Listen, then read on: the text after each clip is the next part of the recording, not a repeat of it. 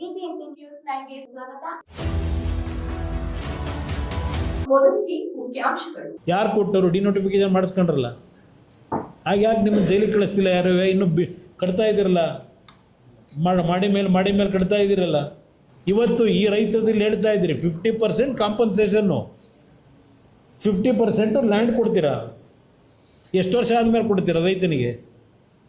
ಅವನ ಜಮೀನು ತಗೊಂಡು ಅವನ ಜಮೀನ ಇಲ್ಲೆಲ್ಲ ಅಡ ಇಟ್ಟು ಅದ್ಯಾವುದೋ ಹುಡ್ಕೋ ಬ್ಯಾಂಕಲ್ಲಿ 12,000 ಕೋಟಿ ಸಾಲ ತಗೊಂಡು, ಇದು ನೈಸ್ ಕಂಪ್ನಿನೇ. ಇನ್ನೊಂದು ನೈಸ್ ಪ್ರಜಾಸೇವೆ ಕಂಪ್ನಿ ಇದು ಮಾಡಕ್ಕೆ ಹೊರಟಿರೋದು.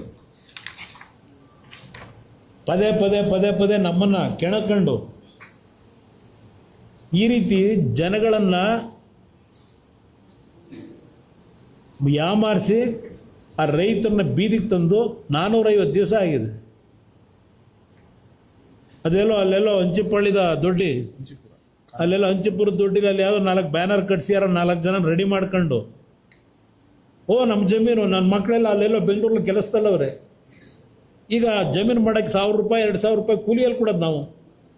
ರೈತ ಹೇಳೋಕ್ಕೆ ಸಾಧ್ಯನ ಈ ಮಾತನ್ನ? ಭೂಮಿ ಇಟ್ಕೊಂಡು ಕೂಲಿ ಕೊಡೋಕ್ಕಾಗೋದಿಲ್ಲ. ನಾನು ರೈತರು ಯಾರೂ ಅಲ್ಲಿ 50 ಎಕರೆ 100 ಎಕರೆ ಇಟ್ಕೊಂಡಿಲ್ಲ.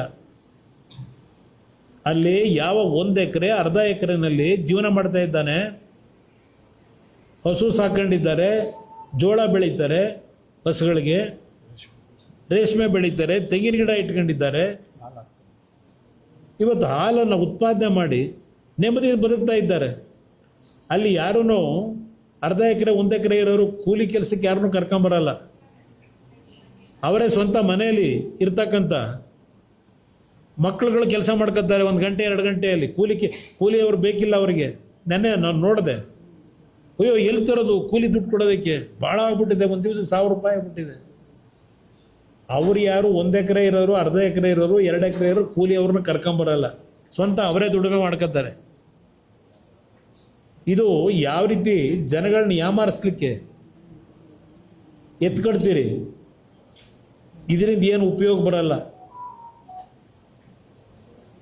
ಅದರಿಂದ ಈ ಒಂದು ಪ್ರಾಜೆಕ್ಟ್ ಏನಿದೆ, ನಾನು 2018 ಈ ಪ್ರಾಜೆಕ್ಟ್ ಮಾಡೋದಾಗಿದ್ರೆ ಮಾಡ್ತಿದ್ದೆ. ಯಾತಕ್ಕೆ ನಾನು ಸಿದ್ದರಾಮಯ್ಯನವರೇ, ಸನ್ಮಾನ್ಯ ಶಿವಕುಮಾರ್ ಅವರೇ 9 ಇಂಡಸ್ಟ್ರಿಯಲ್ ಕಾರಿಡಾರ್ಗಳನ್ನು ಕಾಂಪಿಟ್ ವಿತ್ ಚೈನಾ ಅಂತಕ್ಕಂಥ ಹೆಸರಿನಲ್ಲಿ ಕಲಬುರಗಿ, ಬಿದರು, ಅಲ್ಲಿಂದ ಬಳ್ಳಾರಿ, ರಾಯಚೂರು, ಚಿತ್ರದುರ್ಗ, ತುಮಕೂರು, ಚಿಕ್ಕಬಳ್ಳಾಪುರ, ಬೆಳಗಾವಿ, ಹಾಸನ 9 ಭಾಗದಲ್ಲಿ ಕಾಂಪಿಟ್ ವಿತ್ ಚೈನಾ ಹೆಸರನ್ನ ಕಾರ್ಯಕ್ರಮವನ್ನು ಪ್ರಾರಂಭ ಮಾಡಬೇಕು ಅಂತೇಳಿ ಸಬ್ಸಿಡಿ ಸ್ಕೀಮ್ಗಳನ್ನು ಕೊಟ್ಟು ಪ್ರಾರಂಭ ಮಾಡಬೇಕು ಅಂತ ನಮ್ಮ ರಾಜ್ಯದ ಬೆಂಗಳೂರು ನಗರದ ಹೊರಭಾಗದಲ್ಲಿ ಮಾಡ್ತಕ್ಕಂಥ ನಿರ್ಧಾರ ನಾನು ಮಾಡಲಿಕ್ಕೆ ಕಾರಣ, ನೀವು 2007ರಲ್ಲಿ ನನಗೆ ಇದು ಕೊಟ್ಟಿರಲ್ಲ ಸಲಹೆ.